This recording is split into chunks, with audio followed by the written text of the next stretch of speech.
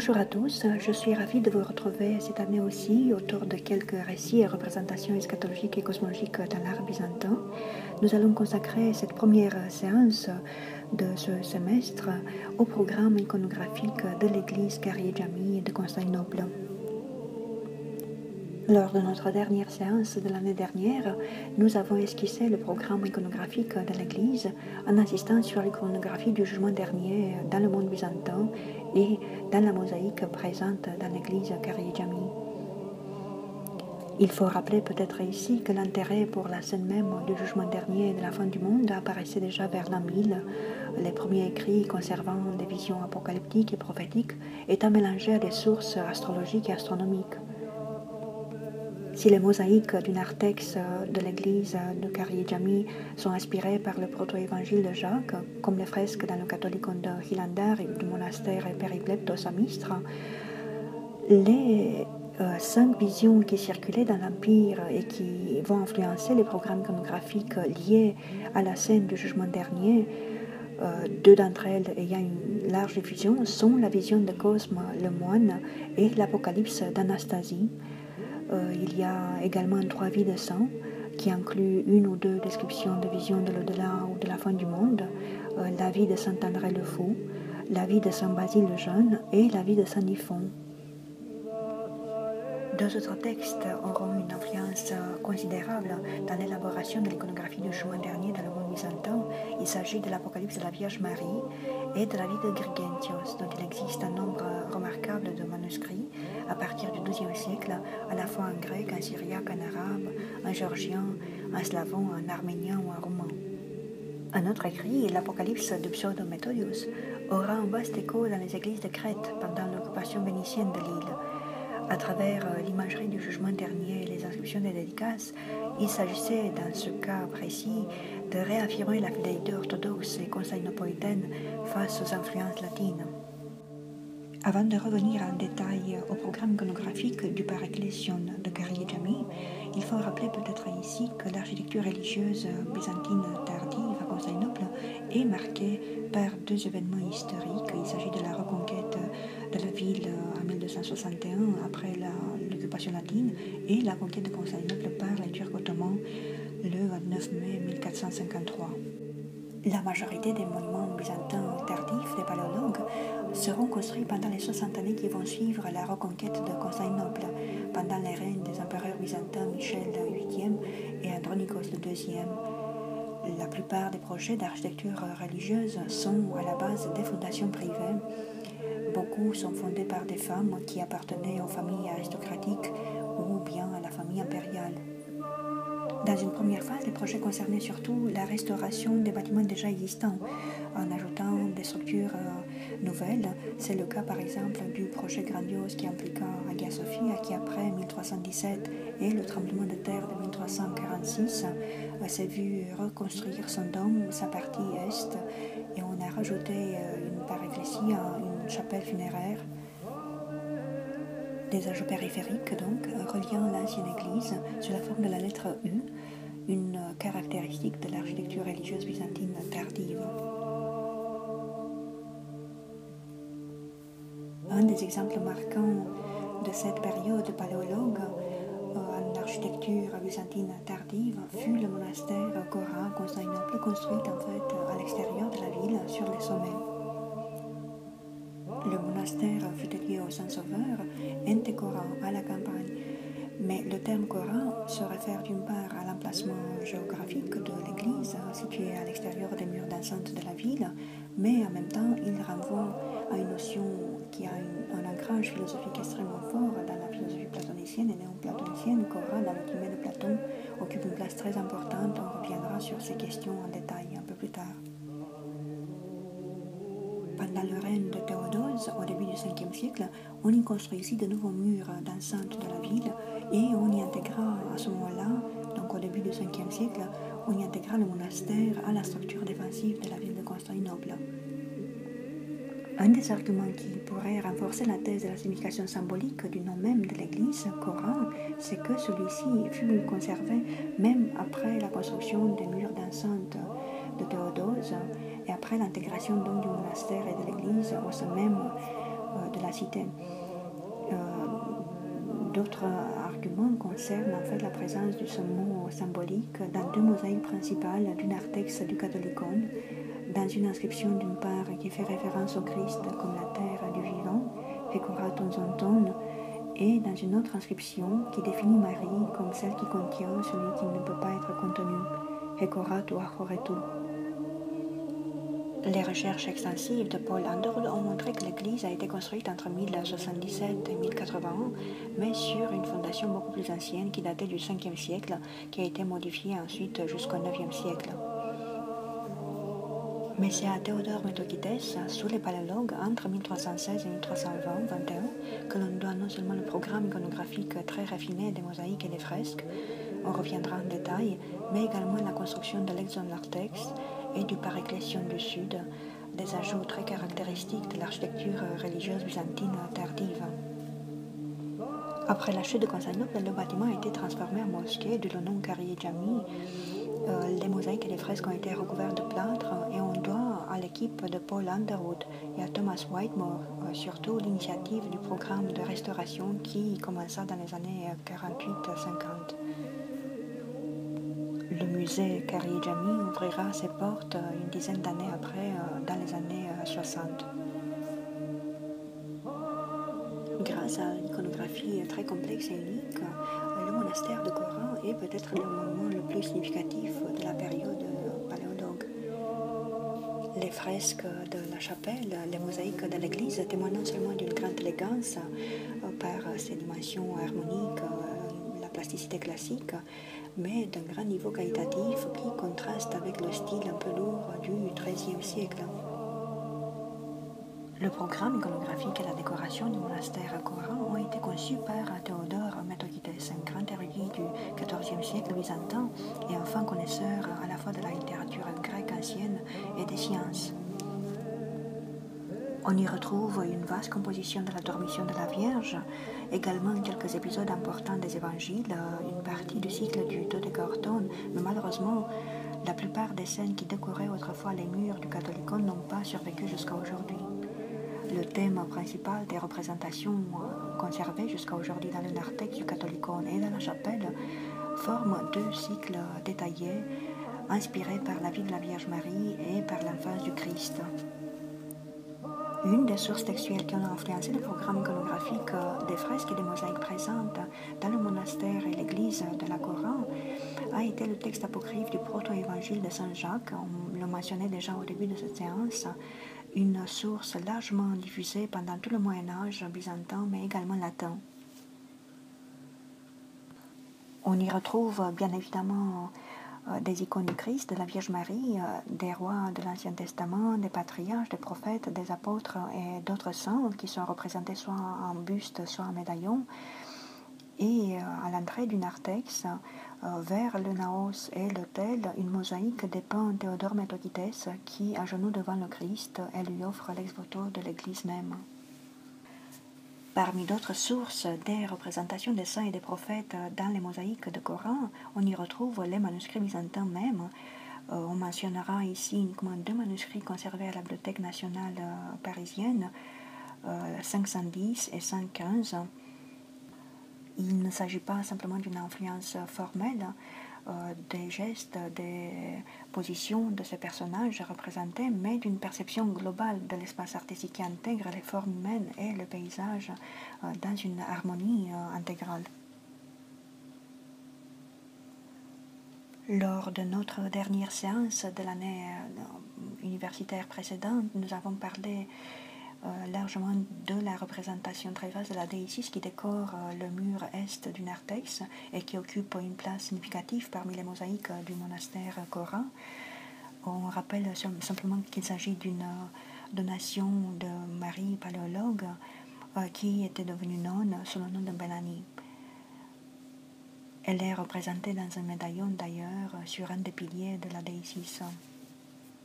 Mélanie est représentée en prière, de même que Isaac Comnène au pied de la Vierge Marie qui prie pour la rédemption des âmes des morts, d'où la connotation funéraire de cette mosaïque. Les fresques du narthex de la chapelle latérale, fondée par Théodore Metochites, ont été créées d'ailleurs en même temps que les mosaïques de l'église. Et cet espace qui contient 4 tombes ont été en fait conçus comme chapelle funéraire ou cimetière. Les fresques représentées ici reflètent la fonction même de cet espace. C'est un espace funéraire. On y retrouve donc des représentations de la Vierge Marie et les grandes scènes de la résurrection et du jugement dernier.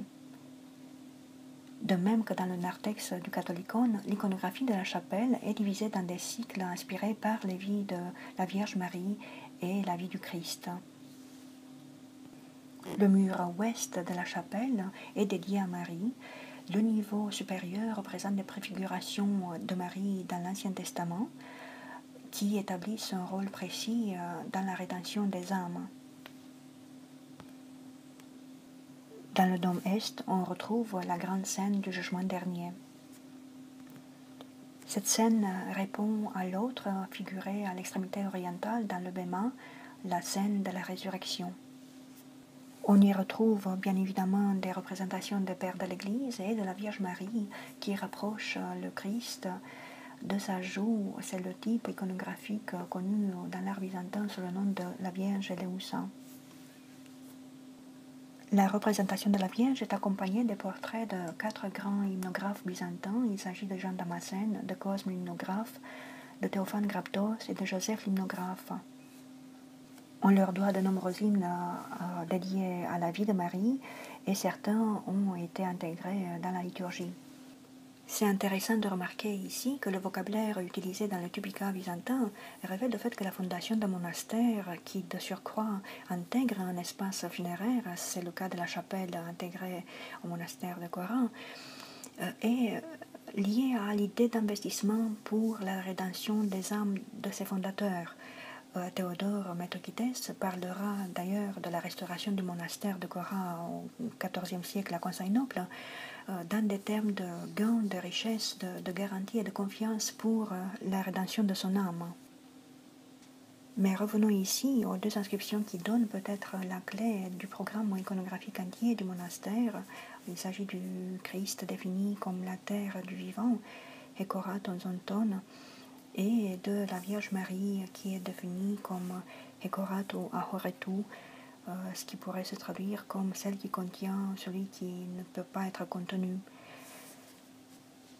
L'adjectif qui accompagne souvent la description de la Vierge Marie est rencontré dans le canon de l'Annonciation, par exemple dans l'hymne acatiste, et dans toute l'hymnographie byzantine, que ce soit chez Théophane Grabdos, chez Jean Damascène ou Joseph l'hymnographe.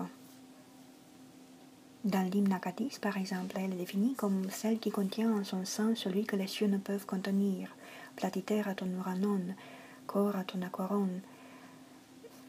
Le terme Coran ne saurait renvoyer à la simple position géographique du monastère.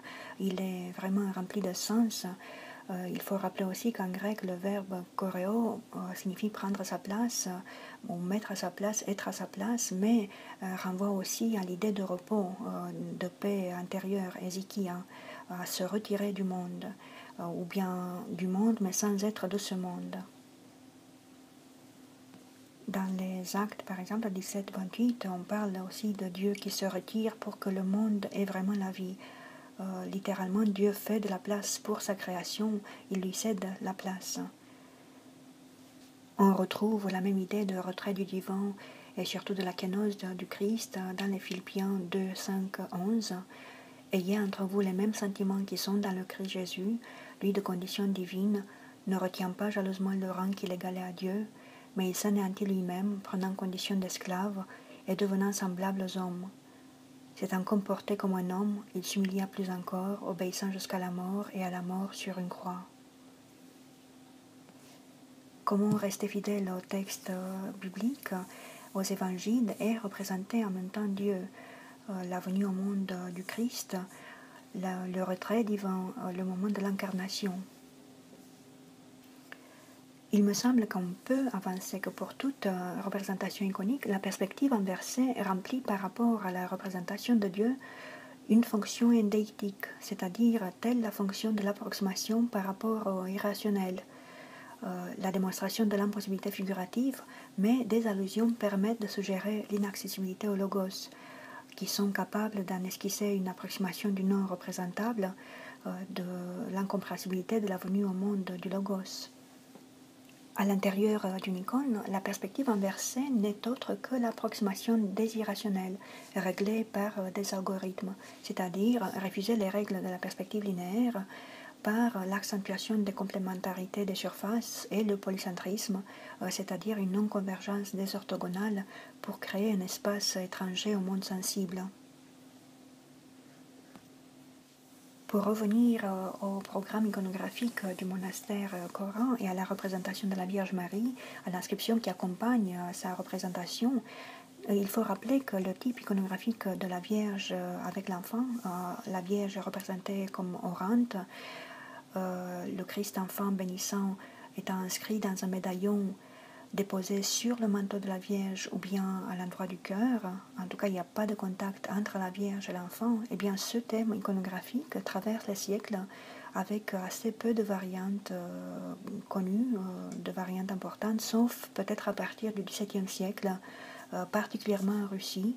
Il s'agit des interventions miraculeuses des icônes, voire l'exemple de l'icône de la Mère de Dieu, source de vie, dite aussi fontaine intarissable. Ce non-contact entre le Christ enfant qui bénit et la Vierge Marie renvoie aussi à la conception virginale. Et dans la Russie médiévale, ce type iconographique se nommera Vierge de Signe, Znamenie, en référence à Isaïe 7, 14. Dieu vous donnera un signe, voici que la Vierge concevra et mettra au monde un fils, et on lui donnera le nom d'Emmanuel, c'est-à-dire Dieu avec nous. Ce type iconographique pourrait être dérivé du type iconographique de la Vierge de l'Annonciation.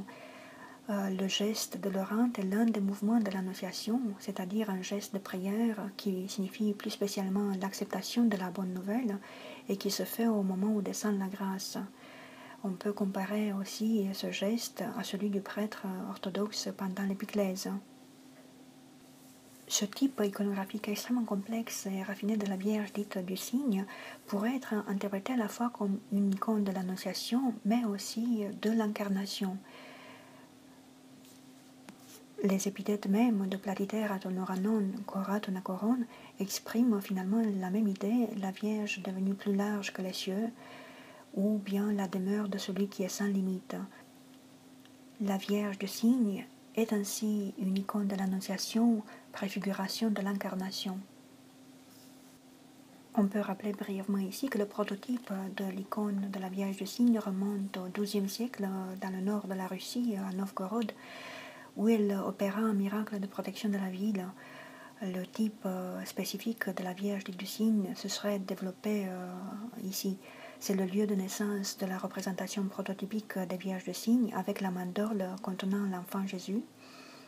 Et dans les icônes de non-contact montrant le signe de la Théotokos, ce trait iconique qui délimite et sépare est également ce qui unit les dimensions. Il s'agit donc dans ce type d'icône du signe de la Corat Onacoron de montrer la Vierge comme un espace, un temple qui contient complètement quelque chose qui la débordera pourtant toujours infiniment. On a déjà mentionné les 4 grands hymnographes byzantins représentés dans les fresques du monastère de Coran, parmi lesquels Jean Damascène, Théophane Graptos, Joseph l'hymnographe, certains ayant dédié des hymnes à la Vierge Marie intégrés dans la liturgie orthodoxe plus tard. Il faut peut-être mentionner également Grégoire de Narek, qui utilise les mêmes épithètes pour décrire la Vierge. Il parle également de la Vierge, celle qui contient l'incontenable.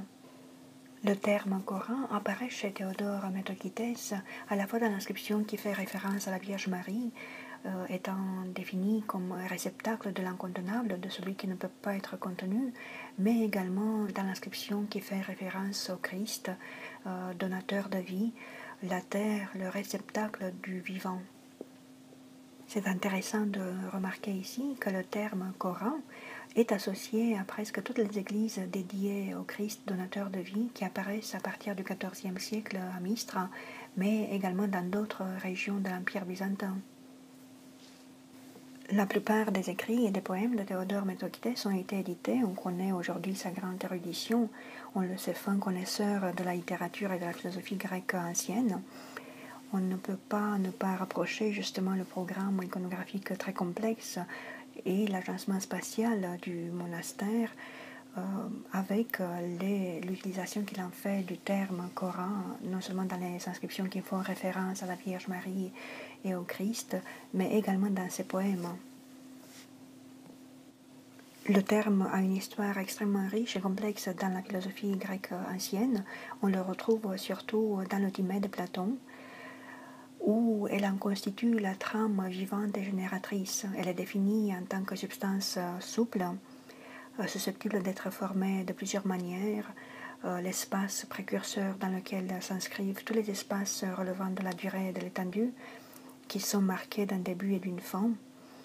Elle est aussi définie comme espace avant l'espace, un espace nourricier, maternel, le point de jonction et la médiation entre les mondes du sensible et de l'intelligible, qui participent des deux, mais qui demeurent libres par rapport à eux. Elle n'est ni le cosmos particularisé, mais ni l'univers unifié, plutôt leur condition matérielle et spirituelle de possibilité. Théodore Métochitès n'est pas bien évidemment le premier auteur chrétien qui fait une référence, même en direct, au Timée de Platon. On retrouve des références explicites à ce dialogue dans l'apologie de Justin le Martyr. Le Timée contient, selon lui, une discussion sur le Fils de Dieu tiré de l'Ancien Testament. Justin considère que l'origine de la référence platonicienne se retrouve dans les nombres 21, 8, 9. Et l'Éternel dit à Moïse, « Fais-toi un serpent brûlant et mets-le sur une perche, et il arrivera que quiconque sera mordu et le regardera vivra. » Et Moïse fit un serpent d'airain et le mit sur une perche, et il arrivait que lorsqu'un serpent avait mordu un homme et qu'il regardait le serpent d'airain, il vivait. Eh bien, cette expression et cette idée serait à l'origine du qui de Timée, Jésus lui-même ayant préfiguré sa crucifixion dans l'histoire de Moïse. Et comme Moïse éleva le serpent dans le désert, ainsi il faut que le Fils de l'homme soit élevé, afin que quiconque croit en lui ne périsse pas, mais qu'il ait la vie éternelle. Évangile de Saint Jean 3, 14, 15. Dans un autre fragment de la même apologie, Justin fait un parallèle entre la création biblique et le Timée. Il insiste sur l'idée d'empreinte de Platon à Moïse de la doctrine selon laquelle Dieu façonne le cosmos à partir de la matière en forme préexistante. Il s'agit du fragment de l'apologie 1, 59, 1, 5. Eh bien, Justin fait ici la liaison entre l'hiérarchie des trois principes divins et la croix, hiérarchie dans laquelle le deuxième principe est identifié par Justin en même temps avec le Logos et avec l'âme du monde, alors que le troisième est préfiguré dans l'esprit dans la Genèse 1-2. L'identification de l'âme du monde avec le Christ se retrouvera d'ailleurs chez Origène, mais sans les influences stoïciennes présentes encore chez Justin. Le rapprochement entre le serpent de la Genèse et celui de Moïse apparaît également chez Philon. Quant à l'expression « l'âme du monde » faisant référence au Christ, elle se retrouve dans le Père et Archonte d'Origène, mais également chez Irénée de Lyon. Nous aimerions faire ici une parenthèse et rappeler le commentaire extrêmement intéressant au Timée de Platon, écrit par Simone Weil dans les années 40. Le Logos, dit-elle, a dû pouvoir se rendre présent à tous les peuples par une révélation de lui-même à travers certains individus. Le concept d'incarnation, dit-elle, comme celui de médiation, signifiant non pas une duplication physique du Christ, mais la descente du surnaturel dans le profane. L'incarnation doit être comprise, selon Simone Weil, comme un événement historique tout en transcendant la limite du temps et de l'espace. Nous connaissons, à travers les discussions avec Thibault et Perrin, son intérêt pour les premiers apologistes chrétiens. Il existe d'ailleurs plusieurs références explicites à Justin dans la connaissance surnaturelle. On pense au fragment 22, 55, mais surtout au 118, 240 et 280. Pour revenir ici à l'œuvre de Théodore Métochitès, on rappelle que le terme Coran est très présent surtout dans ses poèmes. Il est associé à la description de la Vierge Marie comme réceptacle de celui qui ne peut pas être contenu. On retrouve la même expression dans une des inscriptions qui accompagne la représentation de la Vierge Marie dans l'église de la Coran. L'icône de la Vierge orante, représentée avec le Christ Emmanuel dans un médaillon sur sa poitrine, est située dans l'exonartex, très proche de l'entrée ouest dans l'église. À l'opposé, sur l'arche qui surplombe l'entrée de l'exonartex vers l'ésonartex, on retrouve l'icône du Christ, accompagnée par l'inscription « Le réceptacle du vivant », la terre du vivant. Nous sommes en présence non seulement d'un dialogue pictural, simplement formel, pensé en fonction des besoins architecturaux et de l'équilibre de l'ensemble iconographique de cet espace particulier, mais d'une véritable relation de symétrie, d'une opposition qui accomplit sur le plan de la révélation l'unité du monde créé. Ces deux représentations du Christ et de la Vierge encadrent les entrées conduisant d'une part vers la nef et d'autre part vers le bâtiment. Mais surtout sur le plan théologique, elles représentent les chemins à parcourir vers la proskinésis, vers la vie éternelle. Et sur le même plan théologique, ces deux icônes et leur emplacement au sein de l'Église rappellent également la venue au monde du Christ. Le Christ, réceptacle du vivant, incarne l'idée de l'Église, corps du Christ, l'entrée qui conduit du monde extérieur, du dehors, au sein de l'Église, la seule entrée au paradis, le baiement. C'est la raison pour laquelle l'icône du Christ au-dessus de l'entrée du catholicone pourrait être interprétée en tant que royaume du vivant. On le rappelait déjà, le monastère de la Cora est dédié à la Vierge, mais également au Christ, comme en témoigne l'iconographie complexe, qui est organisée selon une démarcation stricte de l'espace architectural occupé par les représentations.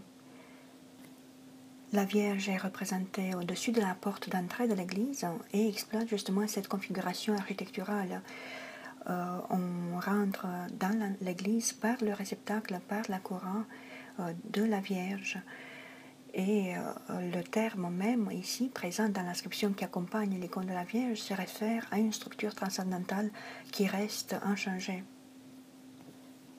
Autrement dit, l'accès au Logos se fait uniquement grâce à ce passage du dehors au dedans, de l'extérieur au sein de l'Église, et grâce à la Vierge en tant que réceptacle du Christ et du Logos, de sa venue au monde. Dans cet espace particulier entre l'exonartex et l'ésonartex, on y trouve également des références à l'iconographie des miracles, surtout au sacrifice du Christ, mais en particulier au miracle des 5 pains et 2 poissons, ainsi que le miracle des noces de Cana. L'emplacement est spécifique afin de souligner justement la fonction de transformation de la Coran. Juste en face de l'icône du Christ, accompagné au-dessus de l'entrée principale de l'église dans le Naos par le fondateur du monastère, Théodore Matzokides, agenouillé devant lui et lui offrant l'ex-voto de l'église qu'il fonde et qu'il va restaurer, nous trouverons une représentation de la vie de la Vierge. Elle tient la boule de laine pourpre avec laquelle elle se prépare à tisser les rideaux pour le temple à Jérusalem. Et cette symétrie, cette correspondance suit la même logique que les représentations qu'on a déjà étudiées. L'agencement de toutes ces scènes dans l'Église suit un axe est-ouest, se terminant avec la représentation de la Vierge Marie et avec le Christ Emmanuel figuré en main d'orle sur sa poitrine. Et si nous supposons que dans l'état actuel assez endommagé de l'abside de l'autel, on aurait pu trouver une scène similaire qui existait à l'origine, alors cet axe-là, est-ouest, nous fournit une documentation picturale de plus de cette structure originaire de l'église, du bâtiment. C'est-à-dire les deux pôles de l'église annoncent et préfigurent en fait l'avènement du Logos dans l'histoire humaine. Le vocabulaire de la Coran est extrêmement riche dans la tradition des pères grecs, des pères de l'Église, et l'utilisation du voile a la même fonction que le réceptacle qui accueille le Logos de Dieu. En conséquence, le monastère de la Cora devient le lieu qui permet à l'homme en fait, d'accéder au Logos à travers son incarnation. Dans l'histoire terrestre de l'Église chrétienne, l'histoire qui a un commencement et une fin, l'Église de la Cora a une fonction non seulement de distribution de l'espace pour accueillir le vivant, c'est un réceptacle du vivant, une Église finalement, mais surtout pour accueillir l'ordre incorporel du Logos et le rendre accessible. Cet axe est-ouest de l'Église n'est pas le seul qui insiste sur le pouvoir de transformation de la Cora. La verticale nord-sud dans l'exonartex et l'exonartex suivent la même logique. On commence avec la Genèse, le cycle de la Vierge Marie et du Christ, ainsi que leurs ancêtres occupent respectivement les dômes du nord et du sud de l'exonartex, et de plus, 3 cycles iconographiques se rencontrent à la fois dans le narthex. Le premier cycle iconographique est consacré à la vie de la Vierge Marie, et le deuxième cycle est dédié à l'enfance de Jésus. Le troisième cycle représente les enseignements du Christ. Et ce qui caractérise finalement ces 3 cycles rassemblés, c'est qu'ils fonctionnent dans un seul espace qui lui fournit l'unité et la progression malgré la discontinuité des événements historiques représentés. Et ce qui est vraiment remarquable, c'est que l'espace architectural même du monastère de la Cora devient en soi un réceptacle infini qui contient tout l'univers à travers le temps, du Christ et des ancêtres de la Vierge jusqu'au jugement dernier. La scène du jugement dernier, on le disait déjà, est représentée dans l'abside du Paraklésion, de la chapelle funéraire. Et c'est la présence même du terme Coran au sein des inscriptions qui accompagnent les icônes du Christ et de la Vierge Marie qui donne un sens, en fait, à toutes ces correspondances entre l'architecture, entre l'espace lui-même de l'église, du monastère, les fresques, les mosaïques et les inscriptions présentes. Nous avons d'une part les scènes de la vie de la Vierge et de l'enfance du Christ qui sont intégrées dans le temps historique et qui attestent de leur présence physique au monde, mais également les expressions qui les définissent comme Cora du vivant, réceptacle du vivant pour le Christ et pour la Vierge Marie, réceptacle de celui qui ne peut pas être contenu. Ce terme Coran établit non seulement une relation étroite avec leur inscription historique dans l'histoire, mais d'autre part transcende la raison et l'histoire parce que c'est un terme qui ne participe pas à l'ordre de la vie et de la mort. Il transcende l'infinité de l'autre et il définit justement la présence divine dans l'espace de l'Église, se référant à la présence incarnée de Dieu dans l'histoire. Et dans un cas, la Vierge est la Cora même, car elle fonctionne sur un équilibre, elle donne accès en fait à l'incarnation et elle se fait réceptacle de cette incarnation, de cette venue au monde du Logos. Le vocabulaire mariologique des hymnographes et des pères grecs est extrêmement riche. On rencontre par exemple des descriptions de la Vierge Marie comme un temple animé, un espace divin, un habitat divin, une zone de refuge, un réceptacle d'or, une arche divine, un réceptacle de la sagesse et de la divinité.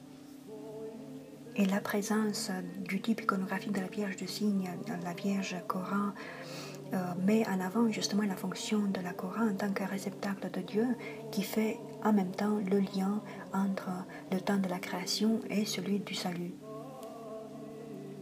Il faut aussi remarquer ici que l'emplacement de la représentation du massacre des innocents au coin sud-ouest de l'exonartex est très révélateur. Il suit directement l'axe est-ouest de la chapelle et sur la partie orientale de l'axe, on y trouve la scène qui est peut-être la plus expressive pour le récit eschatologique, c'est la descente aux enfers, bien évidemment accompagnée du jugement dernier voisin. De toutes ces analyses précédentes, il devient clair que le catholicon du monastère de la Coran est composé non seulement des scènes présentes dans la chapelle funéraire de la résurrection du jugement dernier, mais elle est surtout le lieu de représentation du Christ en tant que réceptacle du vivant et de la Vierge Marie en tant que réceptacle de celui qui ne peut pas être contenu, de l'incontenable. Il s'agit de représentations iconiques qui dépassent le seul moment de la mort physique ou la chronologie finie de l'histoire. Les deux réceptacles embrassent un élément commun et se réfèrent à l'état ultime de l'être humain. C'est justement le passage d'une chronologie historique à celle du salut, décrit de la façon la plus expressive par Métochites. Dans un de ses poèmes, par exemple, il imagine la main droite de Dieu le tirant vers le haut de la mer bruyante et orageuse, le sauvant de tous les dangers. Or, cette description même est une scène iconographique classique de la résurrection qui se retrouve au monastère de la Coran.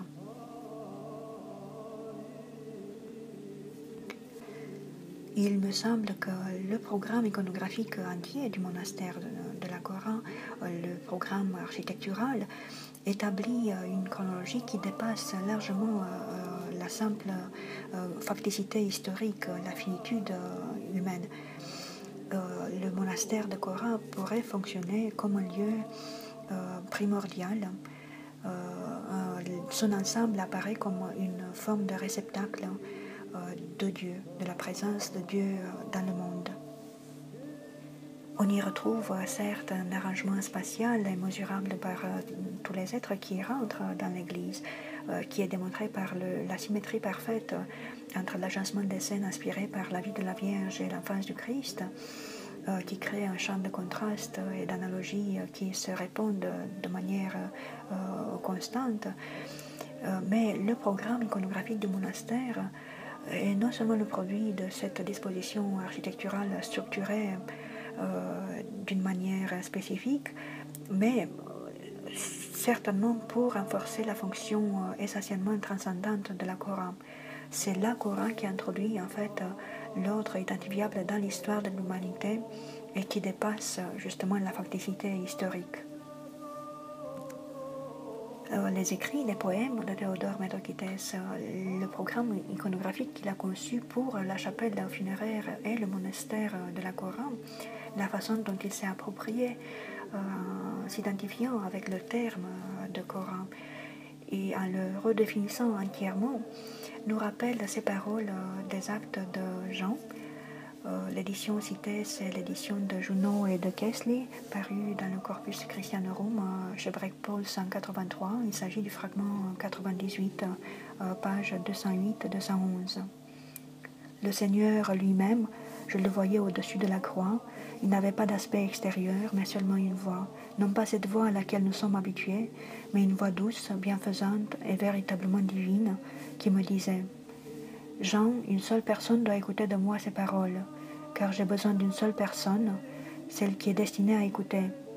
La croix de lumière est appelée par moi à cause de vous tantôt Logos, tantôt intelligence, tantôt Christ, porte, Coran, chemin, pain, semence, résurrection, Fils, Père, Esprit, vie, vérité, foi, grâce. C'est pour les hommes qu'elle est appelée ainsi. Mais voici ce qu'elle est véritablement comprise pour elle-même et définie à votre intention. Elle est délimitation du tout, restauration stable de ce qui est ferme en l'écartant de ce qui n'a pas d'assise et mise en ordre de la sagesse. On se quitte en méditant à ces paroles.